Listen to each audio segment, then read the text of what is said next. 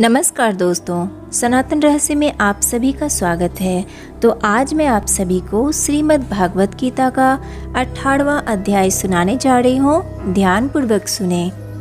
अर्जुन ने श्री कृष्ण जी से कहा, हे प्रभु, मैं संन्यास और त्याग के तत्व अलग अलग जानना चाहता हूँ। कृपा करके मुझे इस विषय में विस्तार पूर्वक बताइए।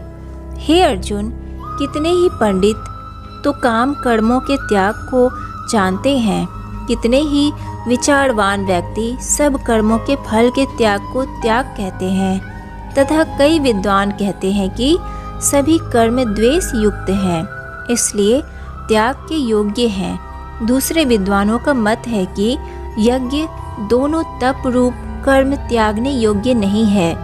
जिस बुद्धि से प्राणी मन, प्राण और इंद्रियों की क्रियाओं को धारण करता है, वह धारणा तो सत्व की है। हे प्रथा पुत्र अर्जुन, फल की इच्छा वाला प्राण जिस धारणा द्वारा धर्म, अर्थ और कामों को धारण करता है, वह धारणा राजसी है। दुष्ट बुद्धि वाला मनुष्य जिस धारणा के कारण निद्रा, भय और दुख को भी नहीं छोड़ता, वह धारणा तामसी है। हे अर्जुन, सुख भी 3 प्रकार के हैं। जो सुख में सार्थक भजन, ध्यान और सेवादि के अभ्यास में लगा रहता है और दुखों के अंत को प्राप्त होता है, वह सुख साधन के लिए संत के तुल्य है। वह सात्विक कहा गया है। जो सुख विषय और इंद्रियों के संयोग से होता है, वह मानव के लिए विष के समान होता है, इसलिए वह सुख राजस कहा गया है। जो सुख भोग काल में और परिणाम में आत्मा को मोहने वाला है, वह निद्रा, आलस और प्रमाद से पैदा हुआ सुख तामस कहा जाता है। हे अर्जुन, पृथ्वी अथवा देवताओं में कोई भी ऐसा प्राणी नहीं है जो तीनों गुणों से रहित है। इसलिए ब्राह्मण, क्षत्रिय, वैश्यों तथा शूद्रों को स्वभाव से पैदा हुए गुणों को विभक्त किया गया है। उनके अंतःकरण का निग्रह, इंद्रियों का दमन, बाहर भीतर की शुद्धि, धर्म के लिए कष्ट सहन करना ब्राह्मण का स्वाभाविक गुण है। शूरवीरता, तेज, धैर्य, चतुरता, वीरता, धर्म का पालन करने वाला क्षत्रिय का गुण धर्म का पालन करना है।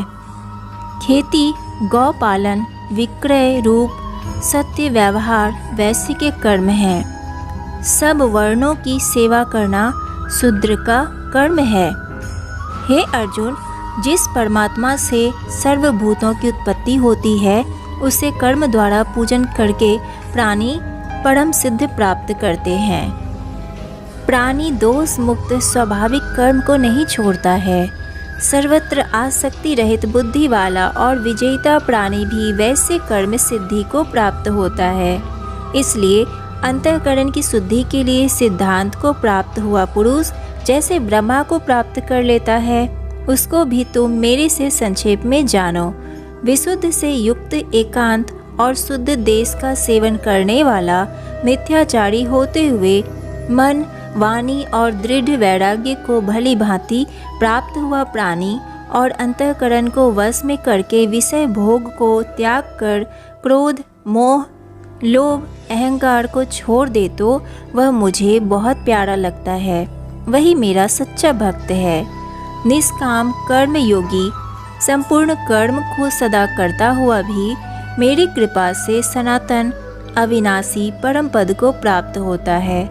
इसलिए हे अर्जुन, सर्वधर्म को अर्थात संपूर्ण कर्मों के आश्रय को त्याग कर केवल मुझ सच्चिदानंदन वासुदेव परमात्मा को ही अनन्य शरण को प्राप्त हो, तुम्हें मैं संपूर्ण पापों से मुक्त कर दूंगा। इस प्रकार गीता का महात्म्य कहकर भगवान श्री कृष्ण जी ने अर्जुन से पूछा, हे अर्जुन, क्या यह मेरा उपदेश तुमने एकाग्रचित्त होकर सुना है? क्या तुम्हारा अज्ञान से पैदा हुआ मोह नष्ट हो गया है? अर्जुन बोला, हे प्रभु, आपके ज्ञान प्रकाश से मेरा मोह नष्ट हो गया है। अब मैंने माया रूपी जाल के सारे बंधन काट दिए हैं। अब मैं आपकी आज्ञा का पालन करूँगा।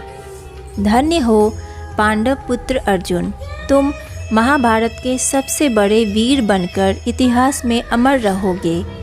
इतनी कथा सुनाते हुए संजय धृतराष्ट्र से बोला, हे राजन, मैंने अर्जुन और श्री कृष्ण जी के अद्भुत रहस्यमयी सभी वचनों को सुना और श्री व्यास की कृपा से दिव्य शक्ति द्वारा मैंने परम रहस्य युक्त गोपनीय योग को साक्षात कहते हुए स्वयं योगेश्वर श्री कृष्ण भगवान से सुना है।